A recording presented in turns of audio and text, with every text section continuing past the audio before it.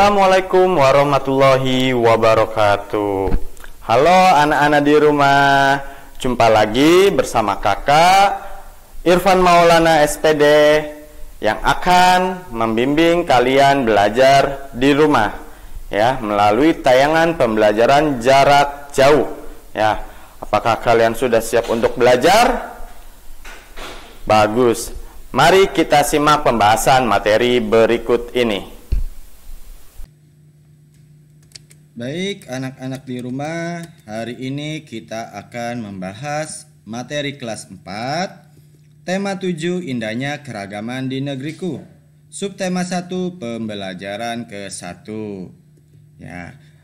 Sebelum kita belajar, mari kita berdoa terlebih dahulu. Bagi yang non-muslim bisa berdoa sesuai dengan doanya atau keyakinannya masing-masing. Bagi yang muslim akan kakak pandu doa sebelum belajar. Bismillahirrahmanirrahim. Rabbi jidni ilman warzuqni fahman. Amin. Artinya, ya Allah, tambahkanlah kepadaku ilmu dan berikanlah aku pengertian yang baik. Amin. Nah, anak-anak di rumah, kompetensi dasar pembahasan kita hari ini yaitu Bahasa Indonesia KD 3.7 menggali pengetahuan baru yang terdapat pada teks. IPA KD 3.3 mengidentifikasi macam-macam gaya. Gaya otot, gaya listrik, gaya magnet, gaya gravitasi, dan gaya gesek. Nah, kita masuk ke pembahasan pembelajaran ke-1. Untuk materi pembelajarannya yaitu Bahasa Indonesia KD 3.7 menentukan gagasan pokok, pikiran pokok, ide pokok, serta gagasan pendukung dalam sebuah teks bacaan. IPA KD 3.3 pengertian dan macam-macam gaya otot beserta contohnya. Nah, ada di rumah pasti sebelumnya telah mengetahui tentang gagasan pokok. Apa sih gagasan pokok? Gagasan pokok adalah ide utama sebuah paragraf dari sebuah teks bacaan. Nah, adik-adik di rumah harus mengetahui nama lain dari gagasan pokok.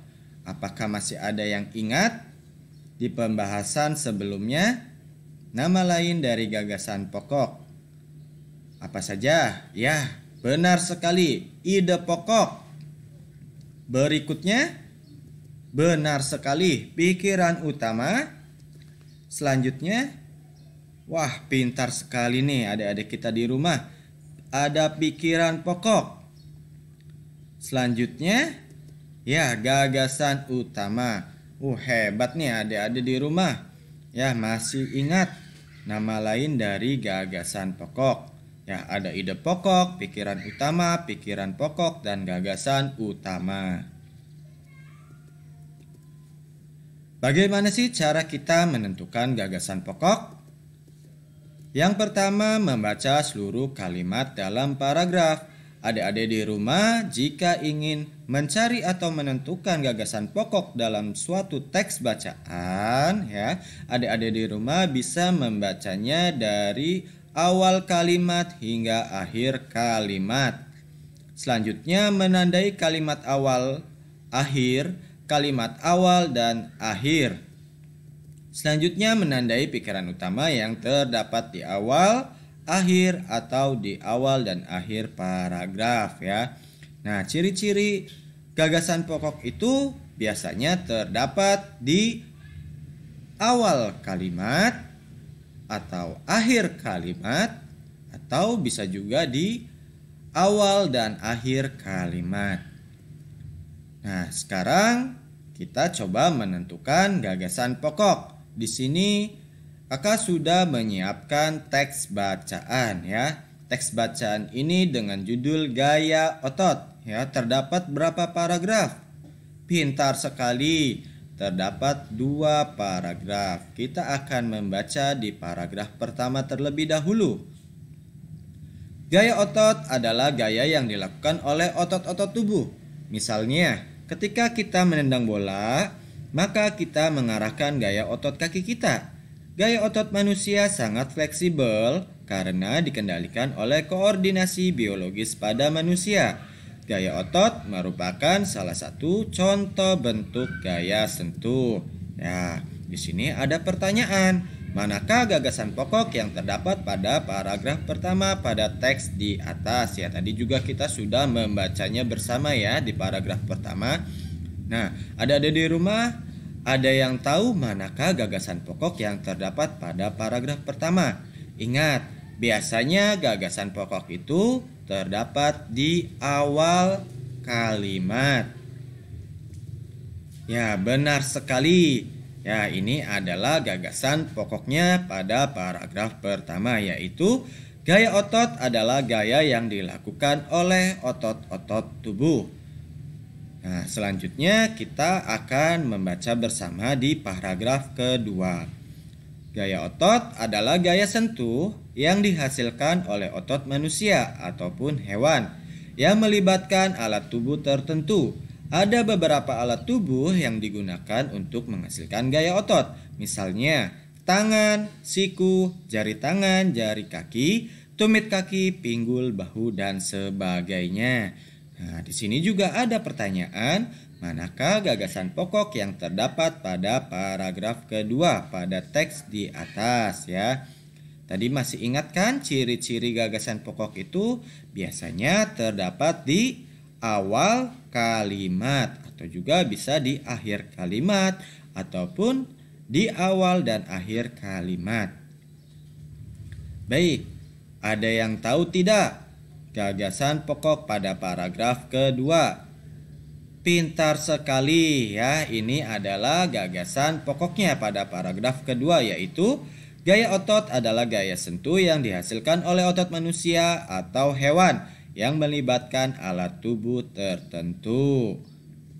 Nah, tadi kita sudah mencari atau menentukan gagasan pokok pada sebuah teks bacaan dengan judul gaya otot ya. Nah, di sini juga ada teks yang sama tentang gaya otot. Bapak akan bacakan kembali. Gaya otot adalah gaya yang dilakukan oleh otot-otot tubuh. Misalnya ketika kita menendang bola, maka kita mengarahkan gaya otot kaki kita. Gaya otot manusia sangat fleksibel karena dikendalikan oleh koordinasi biologis pada manusia. Gaya otot merupakan salah satu contoh bentuk gaya sentuh.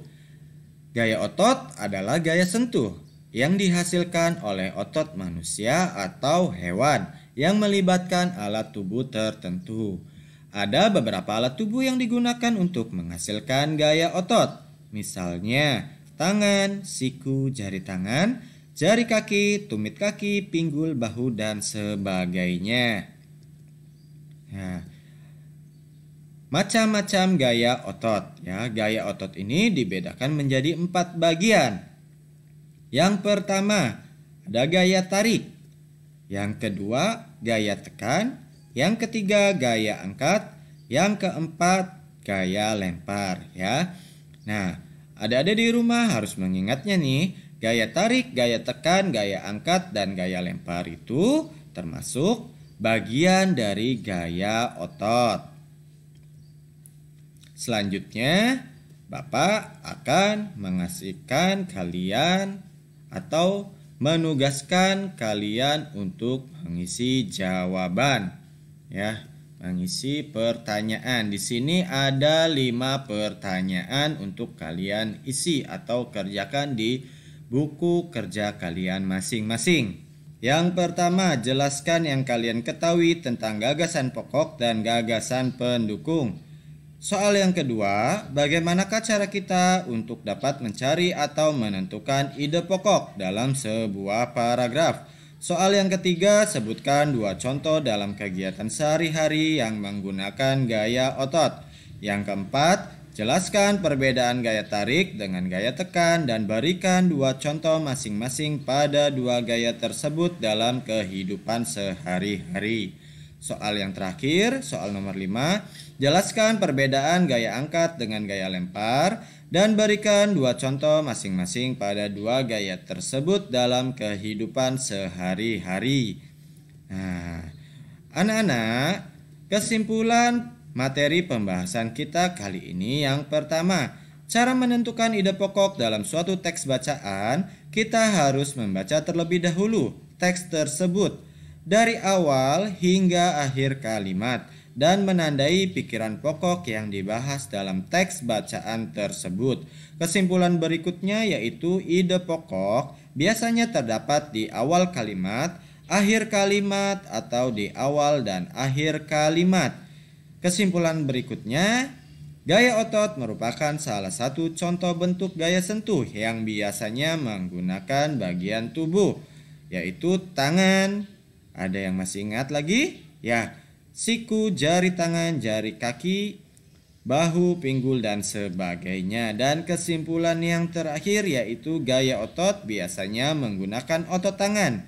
Gaya otot sering kita lakukan dalam kehidupan sehari-hari. Nah, terima kasih anak-anakku sudah menyimak materi yang sudah kakak sampaikan. Semoga bermanfaat. Semangat belajarnya. Akhir kata, wassalamualaikum warahmatullahi wabarakatuh.